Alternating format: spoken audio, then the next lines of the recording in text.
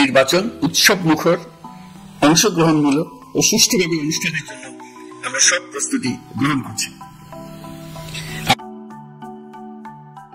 আমাদের উপর অর্পিত দায়িত্ব আমরা সঠিকভাবে পালন করার জন্য সর্বাত্মক চেষ্টা করে যাচ্ছি।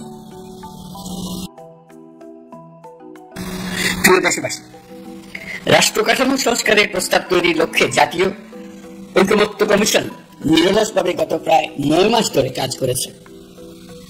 এই সময় কমিশন জুলাই গণঅভ্যুত্থানে অংশগ্রহণকারী রাজনৈতিক দলের প্রতিনিধিদের সঙ্গে দীর্ঘ আলাপ আলোচনা করেছে।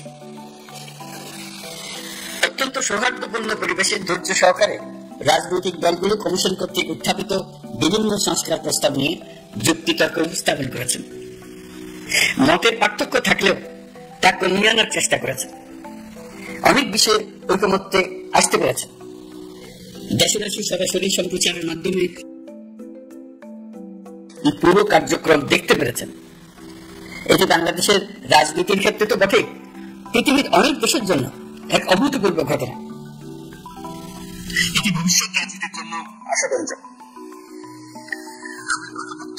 সদস্যদের এবং রাজনৈতিক দলগুলোর নেতৃবৃন্দকে গণতান্ত্রিক চর্চার এই অসাধারণ আয়োজনকে সফল করার জন্য আবারও আন্তরিক ধন্যবাদ জানাচ্ছি। ঐকমত্য কমিশনের প্রণীত জুলাই সনদে সংবিধান বিষয়ক 30টি গুরুত্বপূর্ণ সংস্কার প্রস্তাবে রাজনৈতিক দলগুলোর মধ্যে ঐকমত্য তৈরি হয়েছে। এটি একটি ঐতিহাসিক অর্জন। কিছু প্রস্তাবে সামান্য ভিন্নমত আছে, বাকি অল্প কিছু প্রস্তাবে আপাত দৃষ্টি মনে হয় অনেক গুরুত্ব আছে, যা গণতান্ত্রিক প্রক্রিয়ায় অস্বাভাবিক কিছু না। তবে খতিয়ে দেখলে দেখা যায় যে এসব প্রস্তাবগুলোর ক্ষেত্রেও আসলে মতভিন্নতা খুব গভীর নয়।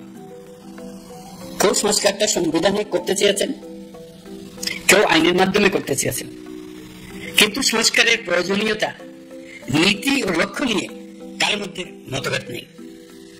কাজেই রাজনৈতিক দলগুলোর প্রকাশ্য বক্তব্য যতখানি পরস্পর বিরোধী অবস্থানে আছে বলে মনে হয়, জুলাই সনদ সঠিকভাবে বিশ্লেষণ করলে ততখানি মত পার্থক্য দেখা যায় না। এটি আমাদের অনন্য অর্জন। এতে জাতি এগিয়ে যেতে সাহসী হয়। এসব বিবেচনা রেখে এবং রাজনৈতিক দলগুলো কর্তৃক স্বাক্ষরিত জুলাই সনদকে মূল দলিল হিসেবে ধরে নিয়ে অন্তর্বর্তী সরকার আজকের উপদেষ্টা মন্ডলীর সভায় জুলাই জাতীয় সনদ সংবিধান সংস্কার বাস্তবায়ন আদেশ 2025 অনুমোদন করেছে। এটি বিরাট খবর।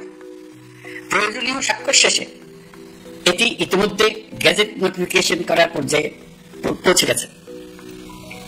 জুলাই সনদ বাস্তবায়নের লক্ষ্যে এই আদেশে আমরা গুরুত্বপূর্ণ কিছু বিধান গ্রহণ করেছি। এর মধ্যে রয়েছে সনদের সংবিধান বিষয়ক সংস্কার প্রস্তাবনার উপর গণভোট অনুষ্ঠান এবং পরবর্তী সময়ে সংবিধান সংস্কার পরিষদ গঠনের সিদ্ধান্ত। আমরা সকল বিষয় ব্যালটে উপস্থাপনীয় প্রশ্ন নির্ধারণ করেছে। আমি প্রশ্নটি এখন আপনাদের সামনে পাঠ করে শোনাচ্ছি। প্রশ্নটি হবে এরকম: আপনি কি জুলাই জাতীয় সনদ সংবিধান সংস্কার বাস্তবায়ন আদেশ 2025 এবং জুলাই জাতীয় সনদের লিপিবদ্ধ সংবিধান সংস্কার সম্পর্কিত নিম্নলিখিত প্রস্তাবনার প্রতি আপনার সম্মতি জ্ঞাপন করছেন? ক. নির্বাচনকালীন সময়ে তত্ত্বাবধায়ক সরকার, নির্বাচন কমিশন এবং অন্যান্য সাংবিধানিক প্রতিষ্ঠান জুলাই সনদে বর্ণিত প্রক্রিয়ার আলোকে গঠন করা হবে।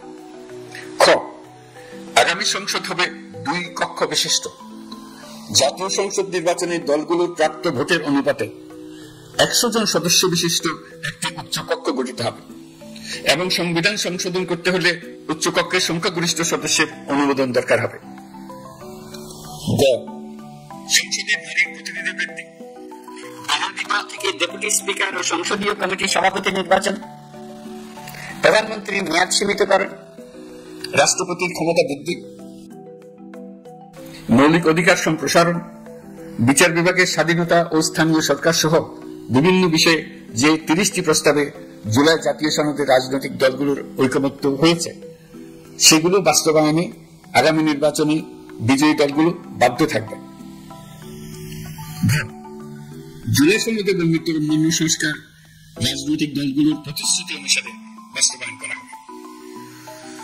গণভোটের দিন এই 4টি বিষয়ের উপর একটি মাত্র প্রশ্নে আপনি হ্যাঁ বা না ভোট দিয়ে আপনার মতামত জানাবেন।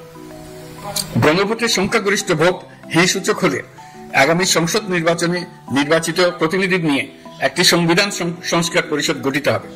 এই প্রতিনিধিগণ একই সাথে জাতীয় সংসদের সদস্য হিসেবে দায়িত্ব পালন করবেন। পরিষদ তার প্রথম অধিবেশন শুরুর তারিখ হতে 180 কার্য দিবসের মধ্যে সংবিধান সংস্কার করবে। সংবিধান সংস্কার সম্পন্ন হওয়ার পর 30 কার্য দিবসের মধ্যে সংসদ নির্বাচনে প্রাপ্ত ভোটের সংখ্যানুপাতে উচ্চকক্ষ গঠন করা হবে। এর মেয়াদ হবে নিম্নকক্ষের শেষ কার্য দিবস পর্যন্ত। জুলাই সনদ বাস্তবায়নের অঙ্গীকারনামা অনুসারে সংবিধানে জুলাই জাতীয় সনদ অন্তর্ভুক্ত করার ব্যবস্থা গ্রহণ করা হবে। এটিও আজকে অনুমোদিত আদেশে উল্লেখ করা হয়েছে। প্রিয় দেশবাসী, অভ্যুত্থানের পর দায়িত্ব গ্রহণ করে অর্থনীতিকে গভীর গহ্বর থেকে উদ্ধার করা ছিল আমাদের জন্য একটা বিরাট চ্যালেঞ্জ। গত 15 মাসে আমরা সেই চ্যালেঞ্জ উতরাতে সক্ষম হয়েছে। রপ্তানি, বৈদেশিক বিনিয়োগ ও রিজার্ভ সহ অর্থনীতির সবগুলো সূচকে দেশ ইতিবাচক ধারায় ফিরেছে। লুট হয়ে যাওয়া ব্যাংকিং খাত ইতিমধ্যে ঘুরে দাঁড়িয়েছে। মানুষের আস্থা ফিরে এসছে। ব্যাংকিং খাতকে আরো শক্তিশালী করতে নানামুখী পদক্ষেপ চলমান রয়েছে। অভ্যুত্থান পরবর্তী সময়ে বিভিন্ন দেশের বৈদেশিক বিনিয়োগ হ্রাস পেলেও বাংলাদেশে গণ অভ্যুত্থান পরবর্তী প্রথম বছরে বৈদেশিক প্রত্যক্ষ বিনিয়োগ অর্থাৎ এফডিআই 19.13% বৃদ্ধি পেয়েছে। এটি বৈশ্বিক প্রবণতার বিপরীতে এক অনন্য অর্থনৈতিক দৃষ্টান্ত স্থাপন করেছে। আগামী সপ্তাহে ডেনমার্ক ভিত্তিক মার্স গ্রুপের মালিকানাধীন এপিএম টার্মিনালস বিভি এর সঙ্গে লালদিয়া কন্টেইনার টার্মিনাল প্রকল্পে 30 বছরের কনসেশন চুক্তি স্বাক্ষর হতে যাচ্ছে। এই চুক্তির আওতায় ইউরোপীয় এই কোম্পানি $550 মিলিয়ন বিনিয়োগ করবে। এটি এই যাবৎকালে বাংলাদেশে ইউরোপের সর্বোচ্চ একক বিনিয়োগ। লালদিয়া হবে দেশের প্রথম বিশ্বমানের গ্রিন পোর্ট।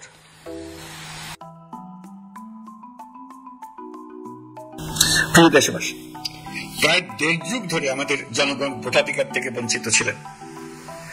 তারা আজ আসন্ন নির্বাচনে তাদের ভোটাধিকার প্রয়োগ করার জন্য উন্মুখ হয়ে আছেন। আগামী ফেব্রুয়ারিতে সুষ্ঠু নির্বাচন অনুষ্ঠানের বিষয়ে অভ্যুত্থানের সপক্ষের রাজনৈতিক দলগুলোকে অবশ্যই ঐক্যবদ্ধ থাকতে হবে। তা না হলে জাতি এক মহা বিপদের সম্মুখীন হবে। এই সম্পর্কে আমি আগেও একাধিকবার আমার আশঙ্কা প্রকাশ করেছি। ফ্যাসিবাদের বিরুদ্ধে 2024 জুলাইয়ে মৃত্যুর মুখোমুখি শির উঁচু করে দাঁড়িয়ে দেশবাসী যে ঐক্য গড়ে তুলেছিল, আমরা জীবিতরা যেন অল্প স্বল্প ভিন্নমত ও লঘু বিবাদে জড়িয়ে তার মর্যাদা ক্ষুণ্ণ না করি। 133 শিশু, শত শত তরুণ তরুণী, নারী পুরুষের মৃত্যু, হাজার হাজার মানুষের অঙ্গহানির যে আত্মত্যাগ, সেটিকে আমাদের সম্মান জানাতেই হবে। দেশের আপামর জনগণ সামান্য যা চায় তা হচ্ছে এই অগণিত হতাহতের স্মৃতির প্রতি শ্রদ্ধা জানিয়ে আমরা সবাই যেন ভিন্ন মতের প্রতি সহিষ্ণুতা দেখাই। দলীয় স্বার্থ অতিক্রম করে সম্মিলিত আকাঙ্ক্ষা ও জাতীয় চাওয়াকে ঊর্ধ্বে তুলে ধরি। তাই আমি আশা করি আমাদের এই সিদ্ধান্ত জাতির বৃহত্তর স্বার্থে রাজনৈতিক দলগুলো মেনে নেবে। একটি উৎসবমুখর জাতীয় নির্বাচনের দিকে জাতি এগিয়ে যাবে। ছাত্রছাত্রী, নারী পুরুষ, নবীন প্রবীণ সবাইকে আমার সালাম জানাচ্ছি। আসসালামু আলাইকুম। গত বছর আগস্ট মাসে জুলাই গণ অভ্যুত্থানের শক্তি বলে আমরা অন্তর্বর্তী সরকার গঠন করেছিলাম। এরপর আমরা এখন আমাদের মেয়াদে একটি অত্যন্ত গুরুত্বপূর্ণ সন্ধিক্ষণে উপনীত হয়েছি। আমাদের সরকারের উপর ন্যস্ত দায়িত্ব ছিল মূলত 3টি: হত্যাকাণ্ডের বিচার করা, একটি জবাবদিহিমূলক ও কার্যকর গণতান্ত্রিক ব্যবস্থায় উত্তরণের জন্য সংস্কারের আয়োজন করা এবং ষষ্ঠ নির্বাচনের মাধ্যমে নির্বাচিত সরকারের কাছে ক্ষমতা হস্তান্তর করা। আমরা জুলাই গণ অভ্যুত্থানকালে তৎকালীন ফ্যাসিস্ট সরকারের নির্দেশে সংগঠিত হত্যাকাণ্ডের বিচার কাজ এগিয়ে নিয়ে যাচ্ছি।